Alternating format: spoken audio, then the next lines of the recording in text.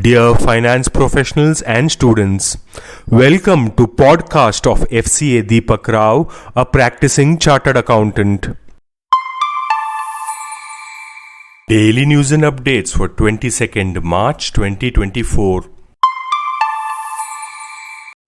Venture capital investors are increasingly demanding partial exits from late-stage startups as pressure to clock returns increases amid a slump in the technology market. Sizeable investment rounds of $50 million in the past year have included a significant secondary component that provides liquidity for existing investors. The growing demand for exits by early backers comes at a time when venture investments dipped drastically to $9.6 billion in 2023 from a high of $38.5 billion in 2021, according to Bain Company. In 2022, domestic startups had racked up $25.7 billion. Top Indian unicorn startups are continuing to add talent despite facing a protracted funding winter and growth challenges.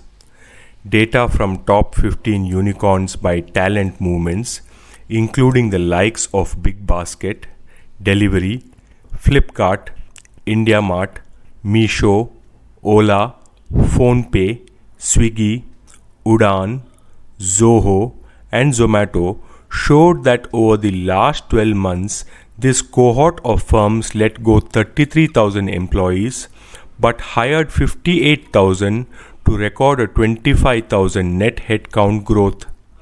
This reflects visible talent retention among startups despite the continued rough quarters since late 2022.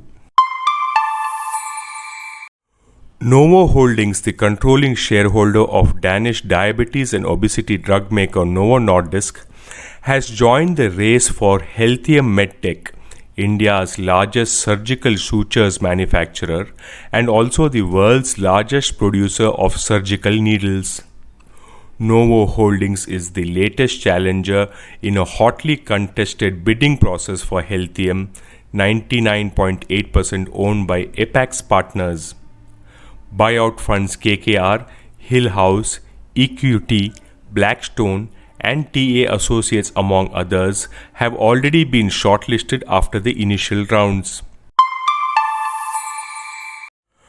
The Government of India has made a request to keep all branches of the banks dealing with government receipts and payments open for transactions on March 31, 2024, which is a Sunday, so as to account for all the government transactions relating to receipts and payments in the financial year 23-24 itself. Accordingly, agency banks are advised to keep all their branches dealing with government business open on March 31, 2024, which is a Sunday. SEBI has proposed that the disclosures made in draft red herring prospectus and red herring prospectus of public issues shall also be made available in audiovisual or AV format by the issuer companies desiring to list on the main board. The AV on the public issues will be in bilingual version, that is English and Hindi, and made available in the public domain. This move is intended to facilitate an easier understanding of the key features of an offer and also provide reference to various disclosures of the proposed public issue. The comments on the same must be submitted by 9th April 2024. This podcast is sponsored by Sound of CA.